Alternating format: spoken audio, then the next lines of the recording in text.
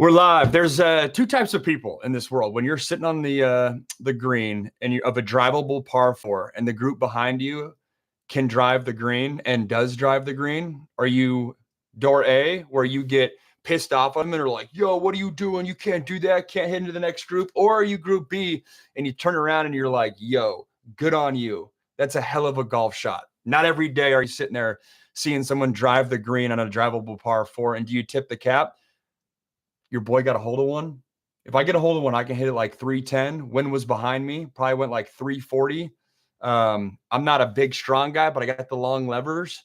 And it was like two older dudes, like two 60-year-old dudes, which, hey, I'm casting a wide net. I'm being judgmental here. Those are usually the grouchy guys. They were hyped. They turned around and started clapping. And I was like, you know what? Hell yeah, golf community. Hell yeah. Those dudes are hyped for me. There we go. Gin Rummy 97, Walker Black, what's going on? YouTube, I know we had I just went live and there was a few people waiting in the window. Who we got on YouTube? There's usually some locals there. Travis, what up, man? Good to see your name pop up. Hope you had a good holiday weekend. Back to your college days. Go to a pregame meal. Sorry, I can't read today. Was it before every game or did you switch it up? Any other pregame rituals? Yeah. As the old Michael Scott said, I wasn't superstitious, but I was a little stitious. So I had the food wasn't as superstitious, but the routine, especially in high school, I would have like the same routine of what we ate. I'd go back and this is crazy. I would listen to the same song, Eminem. What was that freaking song called? Oh, Eminem, I'm Not Afraid was the go-to high school pregame song. I'm Not Afraid kind of sounds like a little wussy title, but it's a good song. And it came out when I was a freshman, and then I just rode with that to the rest of high school. But then I would go, same meal in high school. It was potato and eggs, which eggs is a whole other story. I'll get to that. And then I would read the awards and the previous state championships and the awards at my high school. And that was the walk into the locker room. In college, I was a big chicken and rice guy, whether that was at 6 a.m., which is funny. Someone brought this up the other week. The only win I have as a starter at USC was an 11 a.m. kick local time, which USC's only had an 11 a.m. kick a handful of times in recent memory. So maybe we should have had more 11 a.m. kicks. But even then, chicken and rice, old trusty. Because what I used to do, which used to screw me early on, was you go eggs, and then I would drink a shit ton of coffee, which that's not good at all because I didn't know it at the time, but that just absolutely skyrockets your anxiety. So definitely don't do that. Learning lesson I found out broadcasting, when I get nerves, I don't drink a ton of coffee before, especially last year, we had 1 p.m. local kicks. I do one cold brew before, and then I go decaf until halftime. And then at halftime, I'll go caffeine. Because I was calling a game at Arizona one time, and I used to just pound coffee and be like, "Oh, I'm Phil Mickelson. I don't need to worry about that. He's drinking coffee all day." And then I realized, yeah, this is absolutely spiking my anxiety. So we don't do that. But I'm going all over the place. Chicken and rice, go to some veggies, old trusty, because eggs don't sit with me well, man. They be causing problems in the old pre-game stall, if you know what I mean. Banger of a song. Yes, sir. Hard to go wrong, Eminem.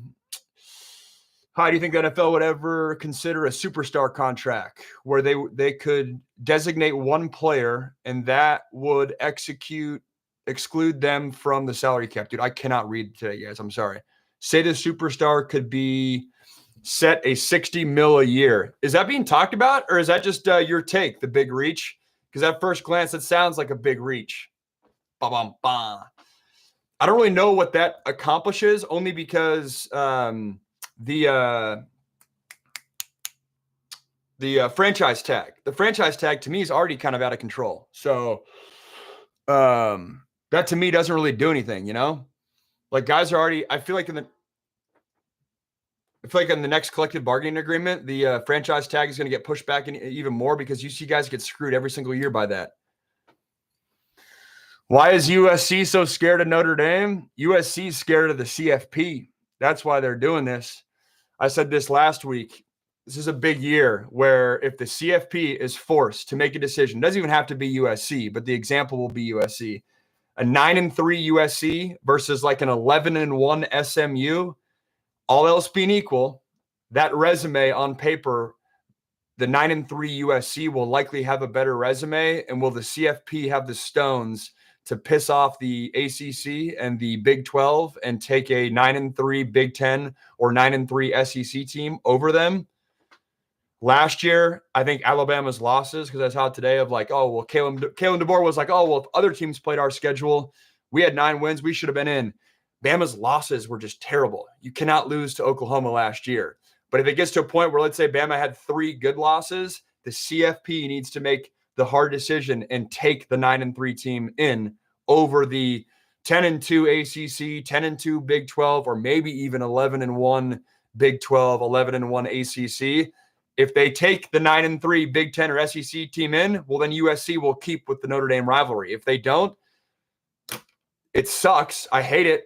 I'm not a local LA. I live in LA now, but I was a national prospect. And for me, the USC Notre Dame rivalry, that was the rivalry. I'd hate to see it go, but I also get that business is business. That would suck. Right. But it would separate from the salary cap, the big reach. Would that be just to reward teams for drafting well? Is that where you're coming at from that with the contract outside of things? So, for example, the Bengals wouldn't be punished with that. They like T. Higgins. When I read your comment, to me, this is where T. Higgins would come into play. They be the outlier contract there. Terrible losses. Bama didn't deserve it as a Bama fan. Yeah, would have been really interesting if Bama had you replace that Oklahoma loss with, a team winning double-digit games, or right there. Would have been a different ball game. Backs against the wall. Thanks for the badge. Back to the Big Reach's comment about the outside separate contract. Yes, or Joe Burrow, something separate for teams with the salary cap. Thanks, dude. Appreciate it. It's interesting. Again, I feel like before you get to anything creative like that with the contracts, I feel like there's going to be pushback with the franchise tag first, because it's getting. I filmed. I did a video on this probably a year and a half ago, because I was literally sitting here why does the salary or why does the franchise tag exist? I was like, how did this happen? Why did it happen? It's been 2 years since I made the video. I kind of forget what the research was, but I remember it performed well. I got to go back and look at that. Thoughts on the Brock Purdy deal? I think it's what the Niners had to do. I think the Niners are. I've made the comp. The Niners are or Brock Purdy is like Paul George and DeMar DeRozan 5, 7, 9 years ago. They're putting up stats. They deserves the worst word in the English language, but deserve that contract. So you have to pay them. But you're not winning a championship with DeMar DeRozan or Paul George as your number one option. And you're not winning a Super Bowl with Brock Purdy as your starting quarterback. You might contend in playoffs. You might have winning teams, but you have to absolutely nail the draft and free agency and nail on undrafted guys. And I think the Niners missed their window. I think the Niners will be competitive, but I don't think they're going to win a Super Bowl with Brock Purdy as your lead man, because it's just, you got to compete with those top dogs. And I will say, devil's advocate there is, because I actually think football world's gone too far with you got to have Josh Allen or Joe Burrow or Lamar Jackson or Patrick Mahomes, or else you can't win a Super Bowl. But then it's well, look, Jalen Hurts to me is not even a top 10 quarterback in the NFL. He just won a Super Bowl, but the Eagles literally nailed everything else around him. And that's so hard to do. I guess the Niners could, but I would not bet on it at all. Johan, what's up, dude? Good to see you, man. Johan on YouTube's here every single Tuesday and Thursday. I'm live here every Tuesday and Thursday at noon. Chatting ball, chatting life, chatting my recruiting. Quarterback days back there. Back then, I should say.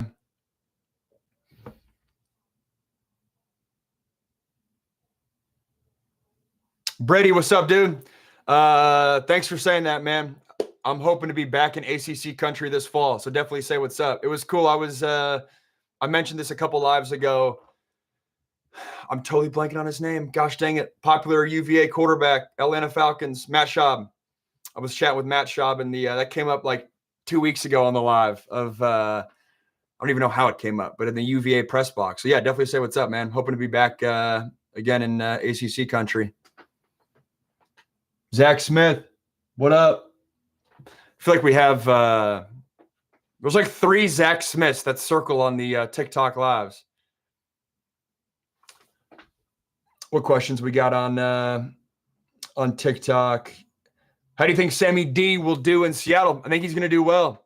I made a whole YouTube video on that, so type in Sam Darnold, Max Brown. Actually, that might come up with a lot of content because we battled back in the day. But anyways, there's a video out there on YouTube. I forget what I titled it. DK Metcalf's in the thumbnail. But I think he'll do well. One thing I feel like people are underestimating is this will be the first time in Sam's career where he's no longer having to prove himself to be a starter in the NFL, right? He's never had that comfort. Last year, it's a contract. It was a prove it year.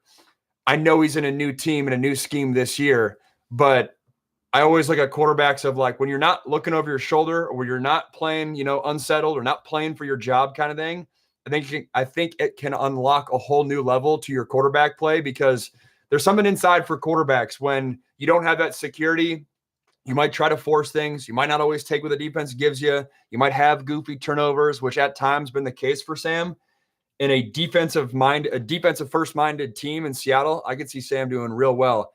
I will say, all the Jalen Milroe buzz can't help Sam, which is ironic because literally tomorrow I'm coming out with a video on YouTube. Check it out. I'm posting a lot more YouTube long form. It's called like the NFL secret weapon and how I think the Seahawks should use Jalen Milroe, how I would use Jalen from a 12 to 15 play package a game. It's third down. It's third and fourth and short when you're close to the 50-yard line. It's red zone. You can't have Milroe just sit on the sideline. He's too dynamic of an athlete. So I would expect the Seahawks to use Milroe in like a Taysom Hill type of package, what the Saints did in like 2018 and 2019, which might sound crazy, super effective, but it's going to be a delicate balance of keeping Sam in rhythm, yet utilizing all the weapons that you have, but calling it now. When the Seahawks are 3rd and 2, 4th and 1 on the 45-yard line, their own 45-yard line, the packages that Jalen Milroe could bring to the park could be big time. The Drip Lord, what up? What are your thoughts on Tulane having a career revival? Don't really have a take on this. I guess my one take is I was surprised, but then it made sense that they were in the Nico Iamaleava sweepstakes. Like if he didn't go to UCLA, Tulane was then the next highest bidder, which I know they got some dough, but it's crazy seeing that. I know Tulane's in the Pac-12 expansion conversations. I don't think I missed any news over the weekend on that, but maybe that's what you're referring to.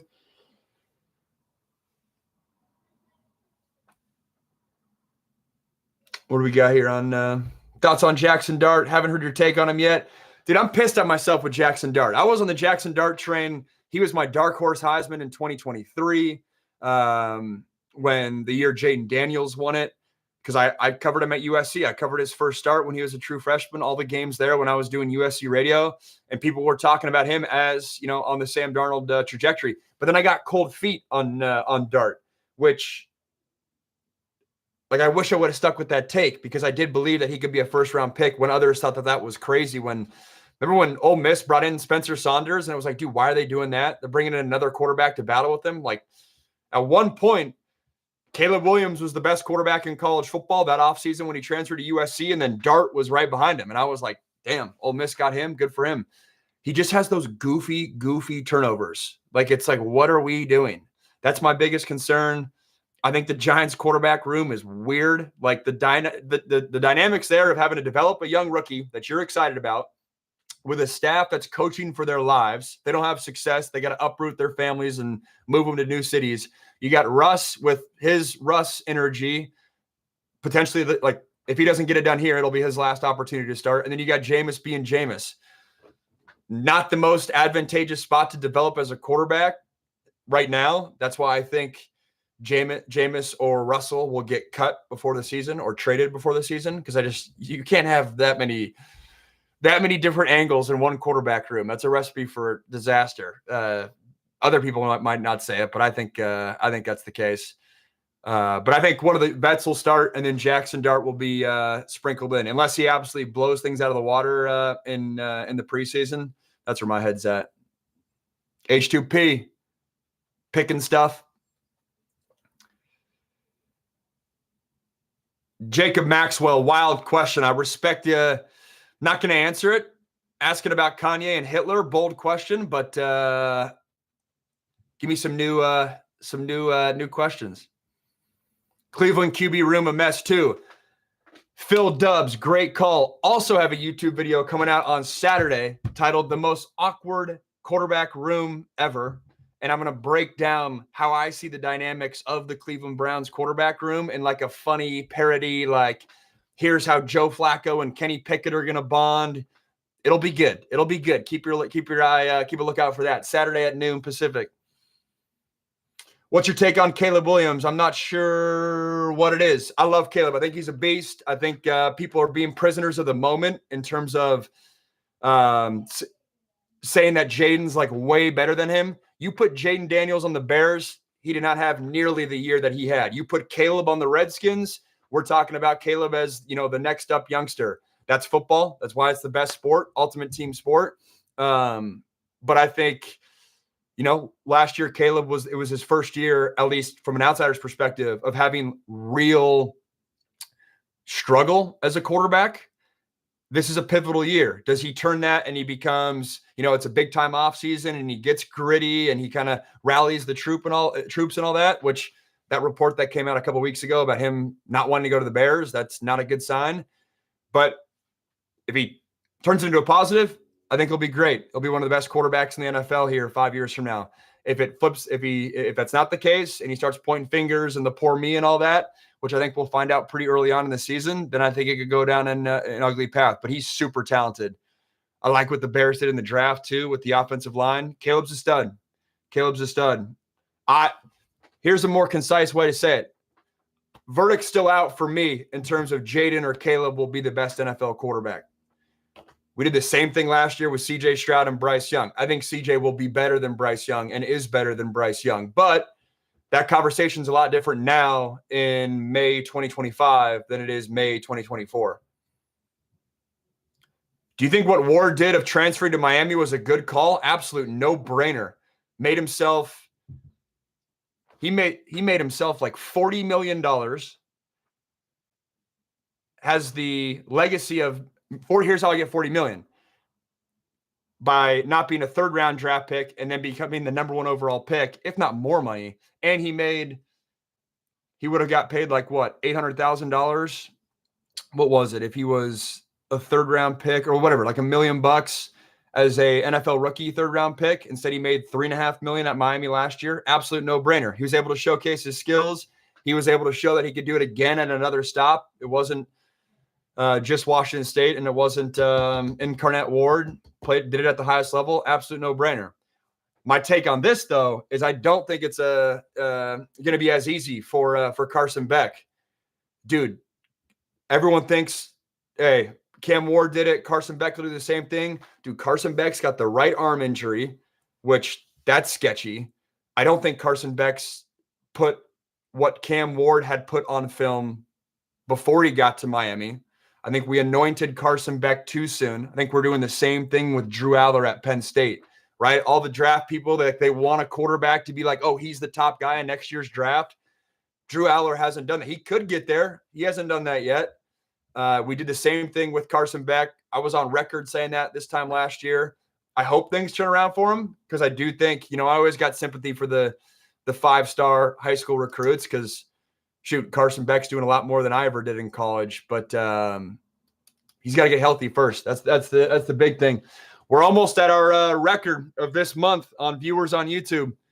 Hang on. I don't know if there's like likes or gifts or things you can like tap or whatever to increase the viewers. But thanks for all you guys hanging on there. Lord Jimbo, good to see you again. You won the girlfriend competition with Beck, though. Yes, sir. Shout out VGB. The wife's weekend highlights has been popping a little bit on YouTube. TikTok, it popped the 1 week. but then it hasn't popped since. Keep a lookout for that. We got wife's weekend highlights. It was an emotional weekend. I'll be good emotions, funny emotions. I'll be posting that tonight. If you could do a redo, would you transferred sooner from USC? No. I mean, it's not even me just, trying to be all whatever. But I made the best decision with the information that I had. The one regret I had is I wish I would have put Clay Helton's feet to the fire a little bit more after our spring meeting going into my redshirt junior year. After our spring ball, he brought Sam and I into the room together. We had our post-spring meeting together before the fall and said, hey, I got 2 NFL starting quarterbacks sitting on the couch right there, but I only can start one of you guys. If we were playing Alabama tomorrow, Brownie, you'd start, but it's close. So I can't name a starter right now. And at that point, I was like, I believed in myself. I was like, I can beat out this guy. This is why you come to USC. This is what you sign up for. But in hindsight, I think I could have put a little bit more pressure on Clay to be a little bit more transparent there, which I get it. He had to do what he had to do. He's got a program to run. He's got his own family to look out for. He couldn't afford to have me transfer because we didn't have depth back then. Even if I wasn't going to start, they needed a backup quarterback. We needed a backup quarterback. But I don't regret it. I was so ingrained in the program. Some of my best friends to this day are a byproduct of me playing at USC. Met my wife there, got 2 degrees there. That's how things shake out sometimes. The one actually different way to say it is, knowing what I know now, I don't know if I would have enrolled in Pitt as fast as I did. I left USC in June of 2019 or June of right before the Rose Bowl, 3 weeks before the Rose Bowl, because I felt like I had to enroll somewhere early to get in, enroll somewhere by January 3rd to play in spring ball that year. I just felt like I needed that to just get acclimated to the team. But the longer you wait, the more data you gain about each team's quarterback situation. That's why you see a lot of quarterbacks transfer after the spring window, at least when I was there, to then, hey, exactly who doesn't have any depth. Because at Pitt, new offensive coordinator. It was an entirely new offense. Ben DiNucci had taken a huge step. So there was a lot more data that changed 3 months later. So that could have been something I'd done different. But I don't regret it because even Pitt, man, they were there was tons of big-time factors that made me excited about Pitt back then. NIL was not around. I probably missed out on 7 figures. Bank account missed out on some life-changing money. It's all good. That's life. Toby asked, do I believe that Andrew Luck or Frank Reich can bring back the magic to Stanford? I do not think they can do it under the current environment. But my take on Andrew Luck and Frank Reich is, dude, if they go 500 this year, Frank Reich's going to get offered the job to come back. Like, Stanford is in a tough spot.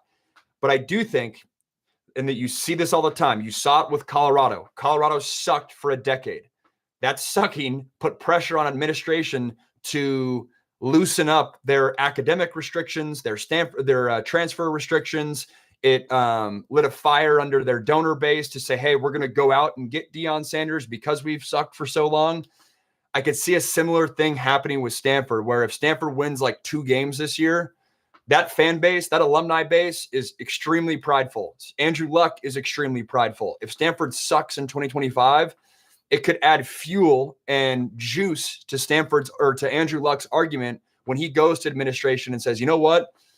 Maybe we loosen up our academic standards just a little bit for football players. I'm not saying get guys in that are, having a 2.5 or even a 3.0. But like for me, I had a 3.5 in high school. I couldn't get into Stanford. Like, I was a good student, but I couldn't get into Stanford. Like the whole APIB thing. Like, there's room for Stanford to loosen up just a little bit. They'll be able to compete more in the transfer portal, and Stanford's got deeper pockets than anyone. Losing this year could weirdly help invigorate their fan base to donate even more. So that's my take on the Stanford Frank Reich thing. How do you feel about Georgia Tech? Do you think they can do some damage in the ACC this year? Yes, I do. I'm blanking on their quarterback's name, but I'm a believer in Coach Key. I think Georgia Tech, the average college football fan, doesn't realize, well, like you hear Georgia, but dude, Georgia Tech, the recruiting base that they can pull from, like the state of Georgia is the clear-cut number 4 recruiting hotbed, or the clear-cut number 4 most powerful recruiting state. When I was in high school, you'd probably say Hayes King. That's called. That's right. You'd probably say Ohio. Georgia wasn't there yet. Georgia's there now. And one thing that people sleep on with the transfer portal is a lot of guys that hop into the portal, they want to go back home, right? They may have gone to Ohio State. They may have gone to Texas. They may have gone across the country to Oregon or whatever. And then when they swing and miss at those schools, they want to come back to a Georgia. Or even if they're from Florida, they might want to come back to the Southeast. And Georgia Tech has the ability to kind of swoop up all those 4 and 5-star guys that they may have missed out on out of high school because they went to bigger programs, and then they can capture them on the rebound. Super interesting strategy. You could say the same thing about Virginia Tech. I feel the same way with Virginia Tech, where, again, Virginia, sneaky hotbed of recruiting talent. Penn State poaches a lot of their talent, or the talent, scatters away just geographically where Virginia's placed.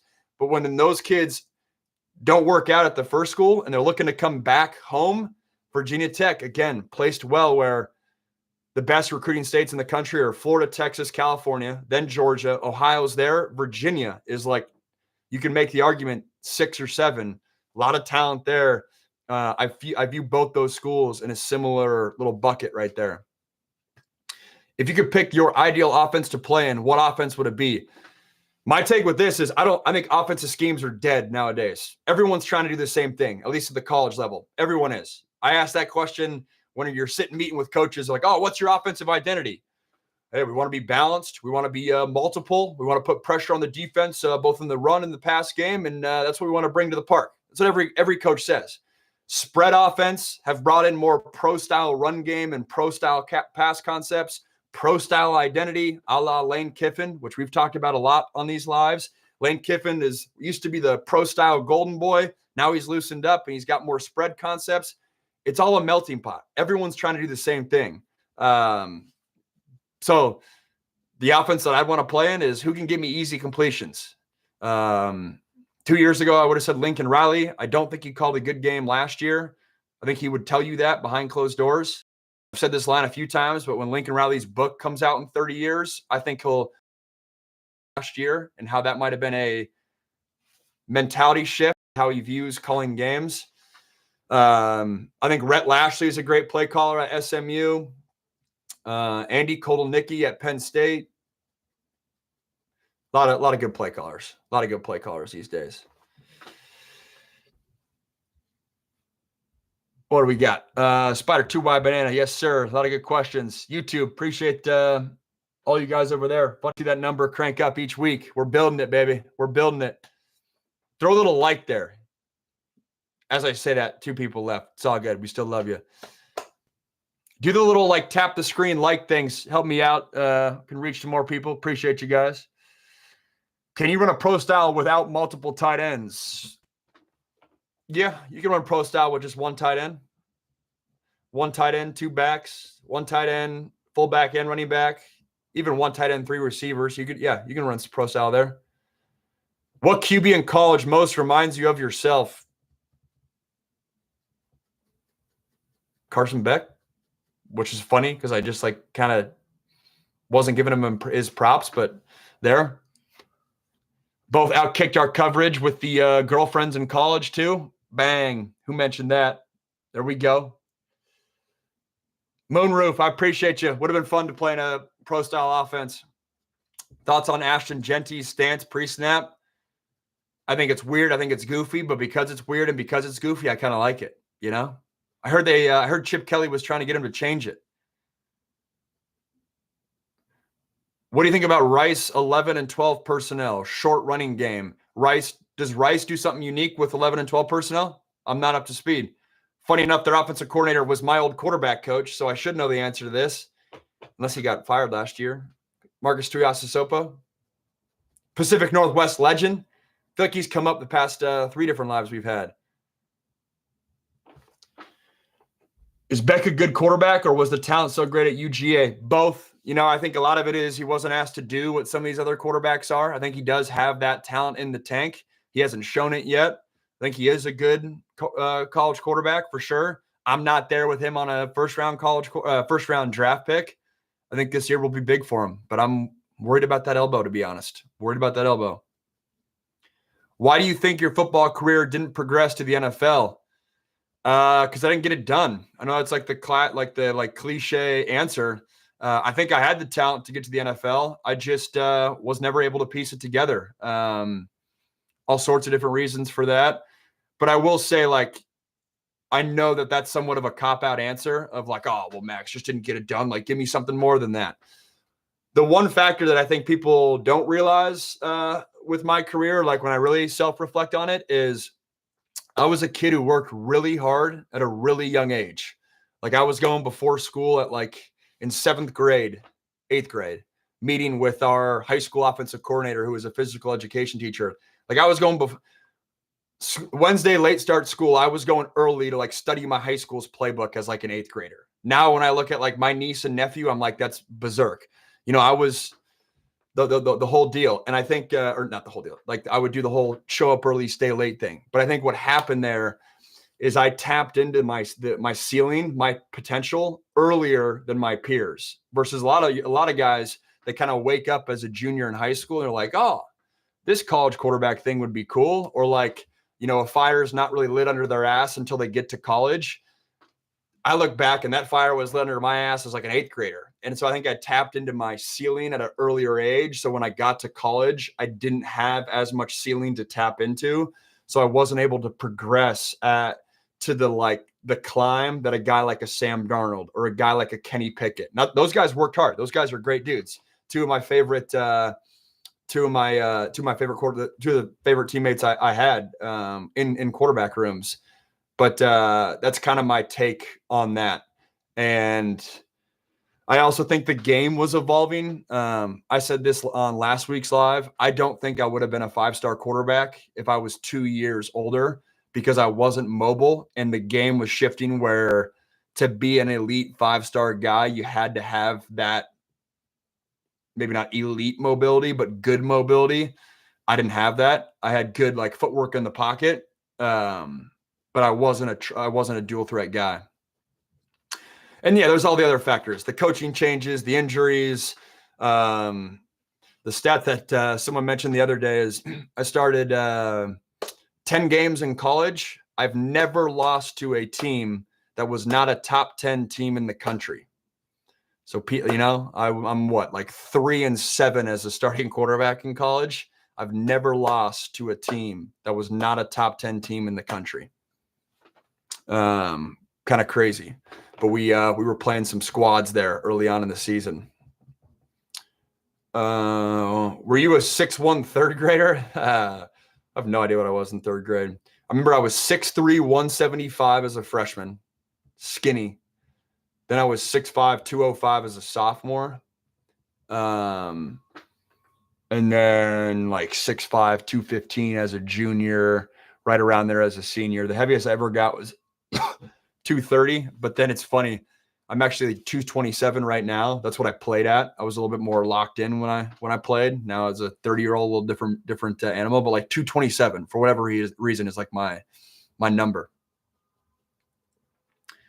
If you didn't play quarterback, what other position could you play?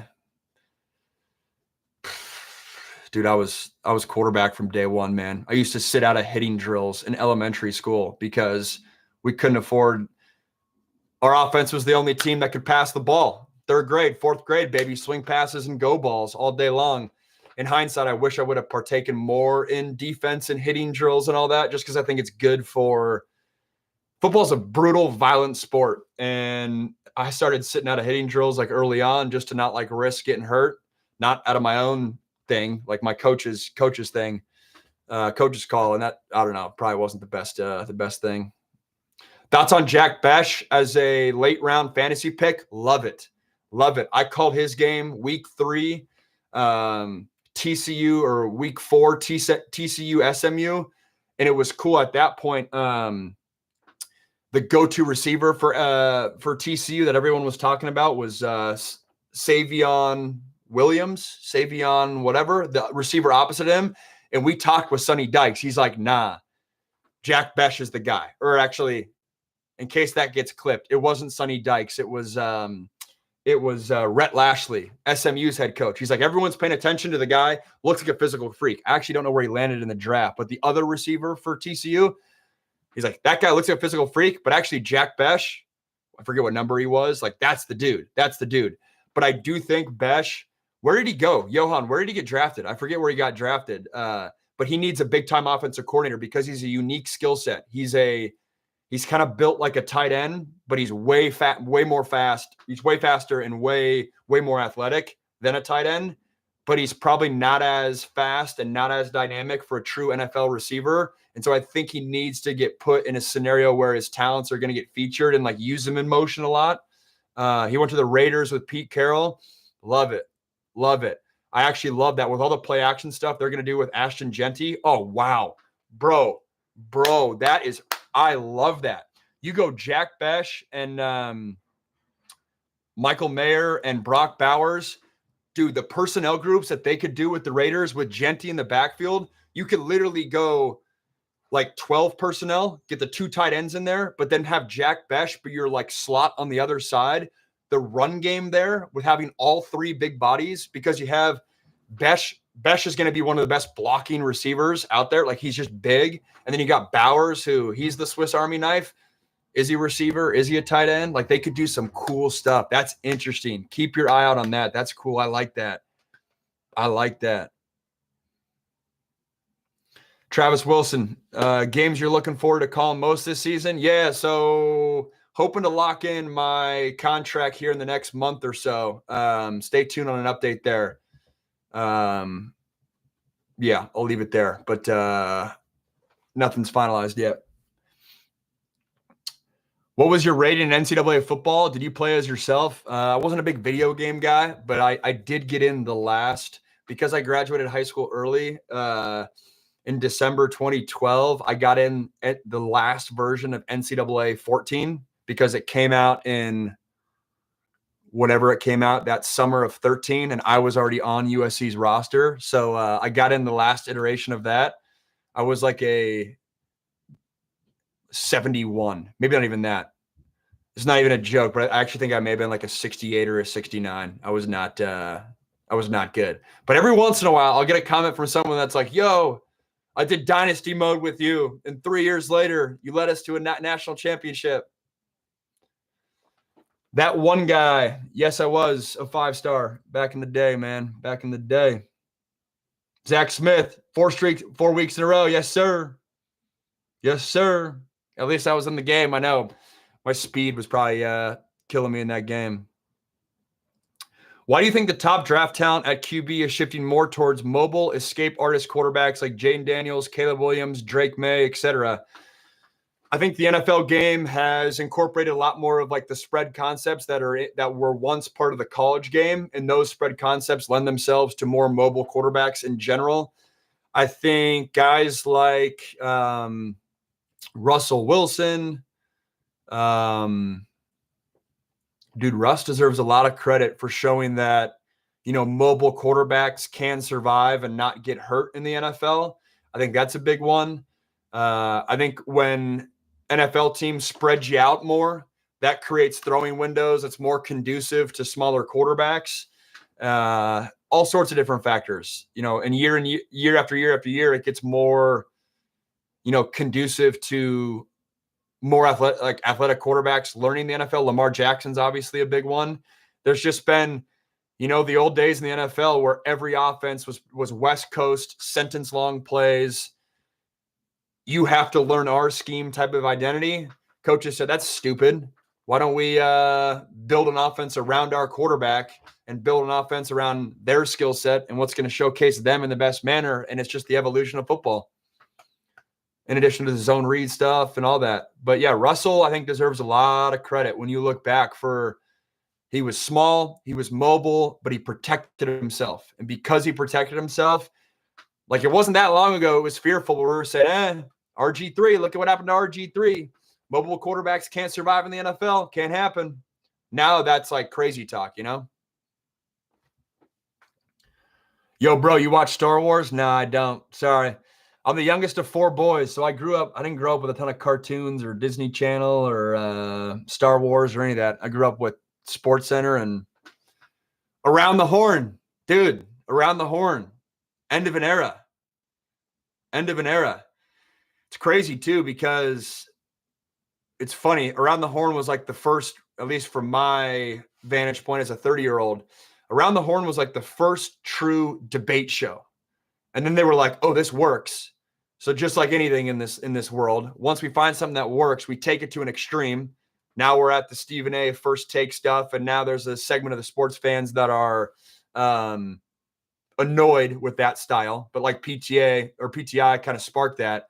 But what's sad and interesting, and the content brain in me is always like, I wonder what the ripple effects of this are.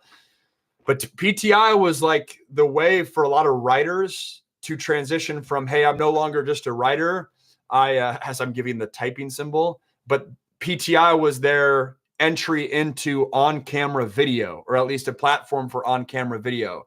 And so that's going away. We all know what's happening, the pressures with sports writers in general and how hard that is.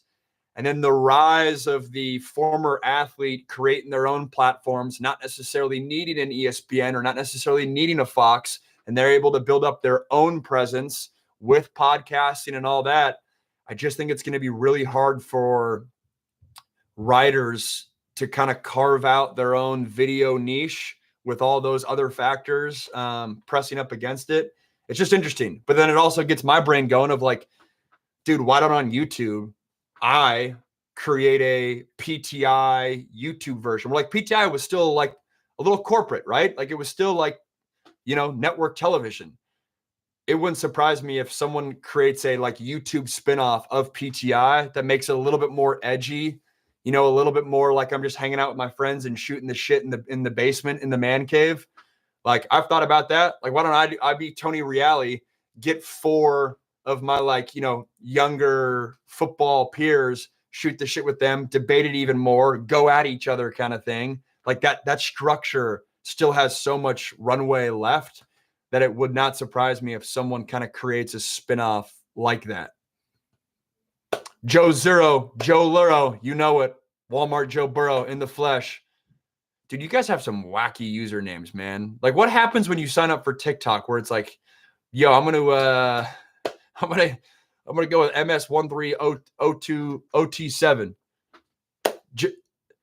MS1302OT7. If you're going to throw shade at me, I'm throwing shade at your username. I need the backstory of how that happened. Zach Patterson, good to see you, man. Thanks for coming back.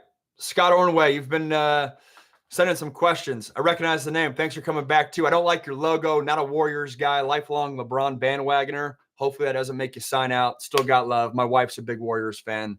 Will Travis Hunter continue to play on both sides of the football? I've thought about this. Part of me thinks it might be easier to go both ways in the NFL than in college, which sounds crazy, but you get commercial breaks and less plays per game. I know there's more games in a season, which that is why I don't necessarily know. I don't necessarily think I believe that take, but it'll be interesting because I think the Jags and their GM James Gladstone, they seem to have the energy of like, yo, we're making this happen. This dude's going both ways. But ultimately, I think it'll shake out where he'll be in every town corner and he'll have small packages at receiver, because I don't think he is not a number 2 overall pick receiver. He is not Calvin Johnson. In the grand scheme of first-round receivers that we've seen in recent memory, he's nothing special. Is he a first-round receiver? Sure, you can make that argument. He's not a number 2 overall pick receiver. In the grand scheme of all the first-round receivers we've seen, just all the Ohio State guys, everyone, Marvin Harrison Jr., even Tateroa McMillan. I love Tateroa McMillan. I probably would take Tateroa McMillan over Travis Hunter at receiver. So I think he'll settle in at corner and then maybe sprinkle in receiver. He's still a good receiver, obviously. Adam, I was on the 2009, 10, 11, 12 Skyline teams. Jalen Reagor over Travis Hunter? No, I'm not there. Not there. But I'd take Marvin Harrison. I would take Tateroa McMillan. Dude, Taylor McMillan, people latch on to that one social media clip that went viral of him saying, I don't watch film and all that. Dude, I'm telling you, there are so many receivers that the second they get out of team meetings, they're going home and playing Call of Duty. They're not watching film. That's the quarterback's job. I'm going to go out there and just get open and be an athlete. There's more receivers like him than you might think. I think Taylor McMillan, the reason I love him so much is he's versatile. He can be a mismatch. I could see him being an outside lane receiver and go big body, small corners. Him in the slot intrigues me. Arizona would bring him into the slot a lot because I think he can be super effective in the run game as a blocking slot receiver. The dude's big, man. I did an interview segment. I flew out to Tucson last fall to do an Allstate ad with him. The dude is big. I'm 6'5". I'm right at 6'5". He might be slightly taller than me, or like he's right at eye level with me, but then like thinner hips, which might sound weird, but like that's bigger for a receiver in terms of like, you know, twisting, getting in out of breaks, huge hands, strong. Panthers, good pick. Good pick. Why is TikTok asking me to filter my comments? Are you guys saying some it's because of what's his name? TikTok is sensing that you guys are making fun of my forehead. So they're like, yo, what's going on here? Knicks or Pacers? Dude, the second that LeBron gets out of the playoffs, I so check out. I'm sorry. Love the traction on YouTube today, too. Appreciate you guys. Those of you guys on TikTok, posting a lot more YouTube long form. Even you guys on YouTube, too. A lot more long form. Came out with 2 great videos last week. The godfather of high school football, diving into the one man that started all of the major recruiting sites. I didn't know that at all until I dove into the story, made a cool video there, and then did a whole breakdown on Tyler Shuck. The question that I've been asking myself for the past month, how did Tyler Shuck become a second-round quarterback? He was not a top 8 quarterback in December. He was not a top 8 draft quarterback. In January, he was like, an intriguing prospect. In May, he's a second-round pick. And in September, he might be a day 1 starter for the Saints. That's unheard of. So I dove into his progression. I watched his first start in 2020 at Oregon. I watched film in 2023 when he was at Texas Tech. Then last year at Louisville, 4 games. And I walk us through the progression of his game and how he got there. Type in Tyler Shuck, Max Brown on YouTube. Video will pop up. It's good. It's really good. I left my YouTube on autoplay and you came on. Music's my faves. The algorithm helped me out. There we go. Deb Banky, I love the short with your wife's weekend. I got another one coming out tonight, maybe tomorrow morning. Keep an eye out there. Wife's weekend highlights. It's funny, those of you guys on TikTok, I posted it once and I swore in it, which maybe TikTok's punishing me today because I've swore a couple times. But I swore on it. It got like 700 views. I literally took it down, edited out the swear word. It got 7,000 views. So any of you TikTok creators, beware of the swearing on TikTok. Yeah. Scott, the JT Daniels tat on his calf. That's it's a tough look when you transfer. But my guess is he could probably make some piece around all the schools he's been at. How much film do you watch to prep for weekly games? Rough average. Travis asked that. Great question. Prepping for games, I watch each team's most recent game. I watch the most high-profile game for each team as well. So 2 games minimum at least for each team, both sides of the ball. And then I usually try to add a third.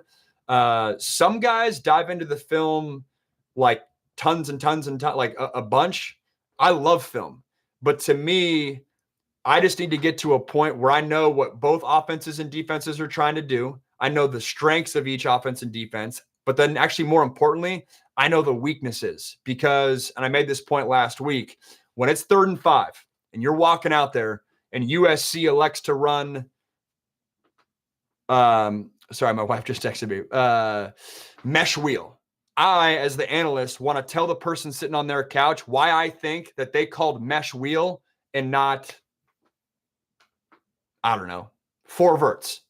because you might be calling mesh wheel because your running back super athletic out of the backfield and you want to get him involved. You might be calling mesh wheel because you got a slot receiver who was a former running back and he's super dynamic working those shallow routes. You might be calling mesh wheel because you love both your tight ends and getting them in an action where you're forcing the defenders to communicate. That might be why you're running it. You might be running it because the opposing team has 2 true freshman linebackers and defending mesh wheel is an absolute disaster for young linebackers.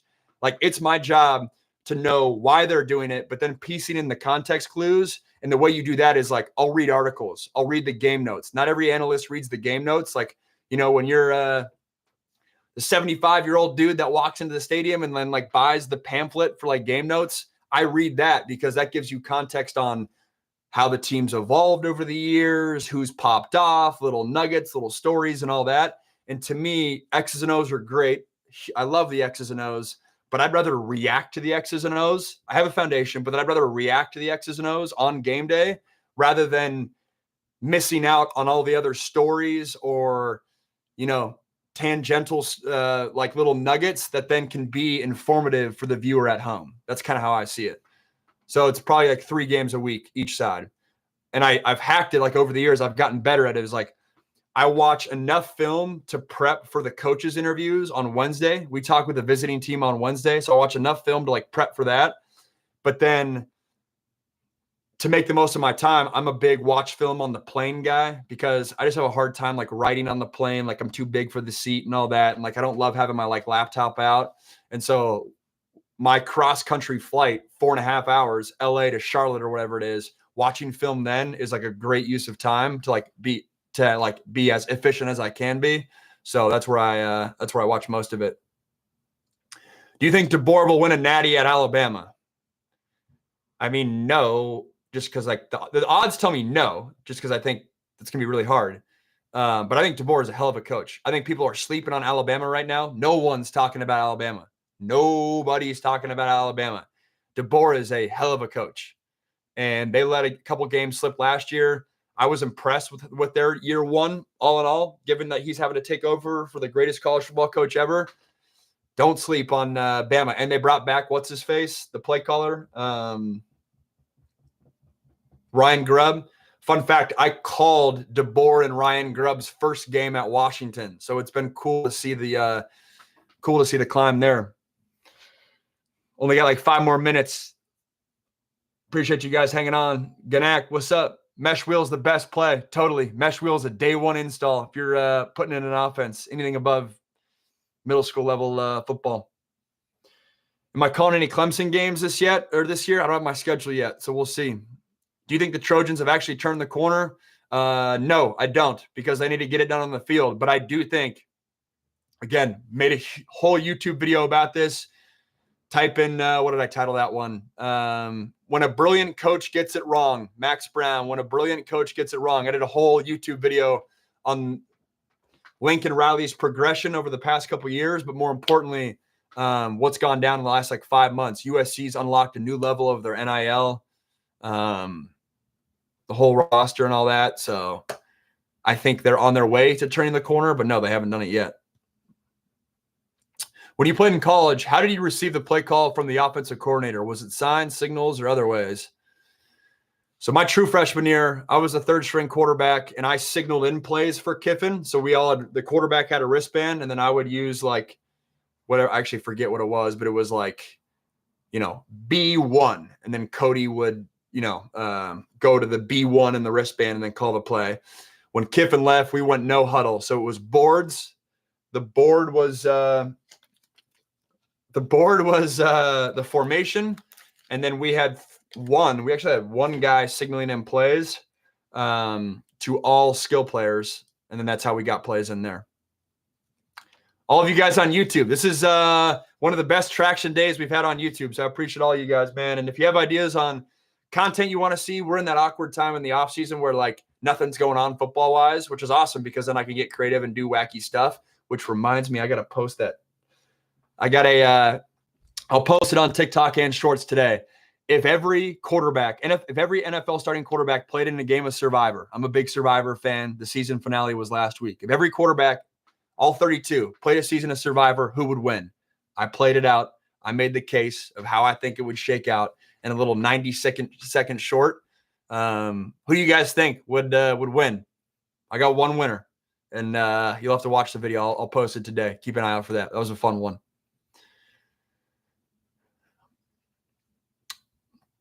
Break down how sign stealing works, and what. Honestly, watch that Netflix doc. They'll do it better than me with Connor Stallions. A lot of that stuff I didn't even know, where they were, I guess, having someone on their own sideline read the sign. I don't want to go down that rabbit hole. We only got like 2 minutes left, but the Netflix doc with Connor Stallions, fascinating. What's something about the old Pac-12 that you'll miss? Jules, good to see you again. Thanks for hanging out. Got some loyal YouTube folks today. I appreciate it. Ooh, on that note, hang with me. I'm doing a giveaway. On that note, hang with me. Hang with me.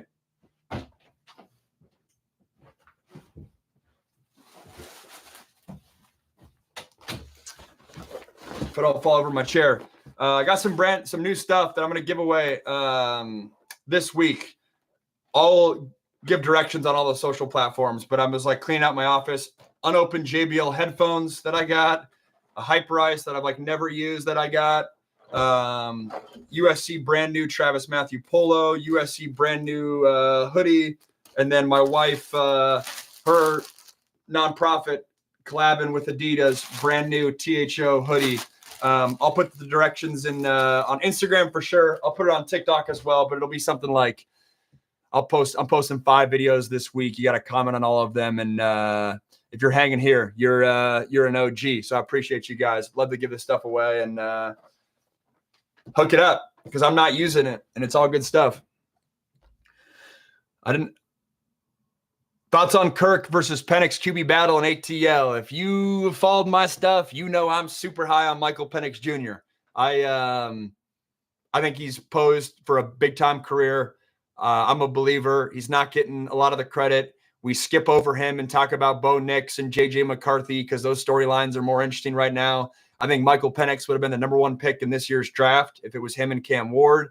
I was on record. I've said this like every week, so sorry if you're you've heard me say this a bunch, but I was on record 5 minutes after the Falcons pick saying that was a great pick when no one else was. I'm a believer in Michael Penix. Falcons are interesting to me, man. We respond well to bribery. Yeah, I'll own it. I guess it is bribery, but it's also just trying to I appreciate you guys, showing out every week and for the comments. It does matter. Top Picks 96. What up? A vid on the new QBs would be awesome. The last 2 years would be good. Dinner time. Zach, where do you live? Dinner time. You live overseas? Anyways, it's at 1 p.m. This was a fun one. Appreciate the questions. YouTube was popping. Most traction we've had there in a couple of weeks, so I appreciate that. Bunch of cool videos coming out this week. We got how a billionaire can do the funniest thing ever, and I'll make the case for how Oregon State can become a national power behind Jensen Huang or whatever. Anyways, that's a fun one. I got a Jalen Milroe breakdown coming out. A bunch of cool stuff. YouTube, I've been deep in the YouTube game, so go check it out there. And this was fun. Thanks, guys. Rock on. Wario, appreciate you. Howard, go Beavs. Yeah, Howard. There you go. Thanks, guys.